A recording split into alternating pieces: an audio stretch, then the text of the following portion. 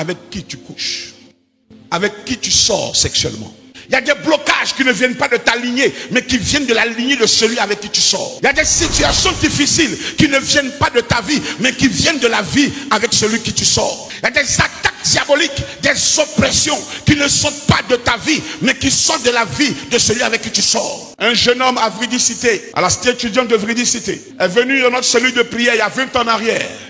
Ses parents l'ont transporté tout enflé. Nous avons prié pour lui. Et 2 jours après, le Seigneur me dit, il est sorti avec une fille sur le campus qui a un puissant mari de nuit, un esprit des eaux. Alors nous parlons, on déclare. Et je lui dis, voilà ce que le Seigneur dit. Il dit, oui, effectivement, c'est sa copine.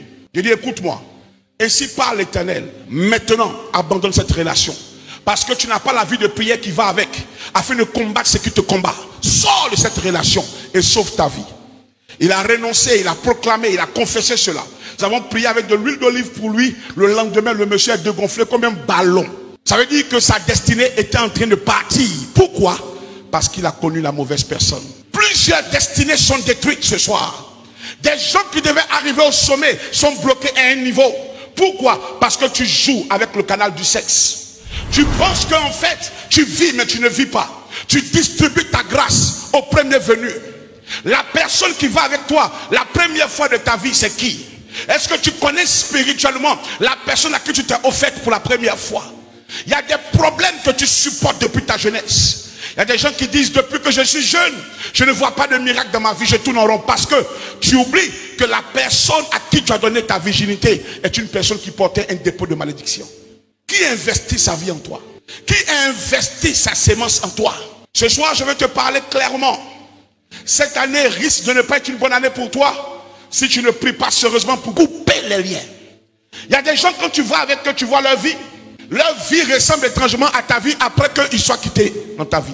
Souviens-toi de Jonas. Il est monté dans un bateau, mais à cause de la présence de Jonas, tout le bateau a failli couler. Pourtant, eux, ils n'avaient rien fait.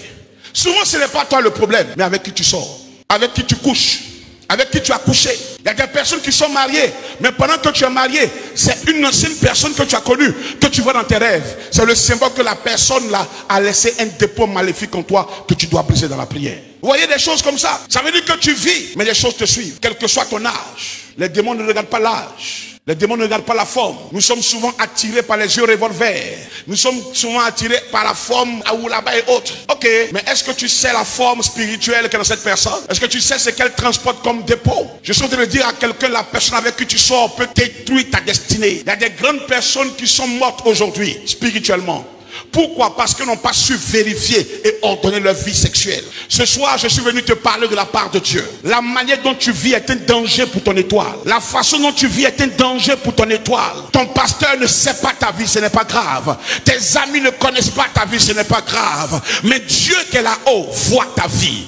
Et il t'annonce cette parole ce soir. Fais attention à ce que tu fais. Fais attention à où tu vas. Fais attention à ce que tu commets. Il y a des pactes que tu es en train de tisser sans savoir.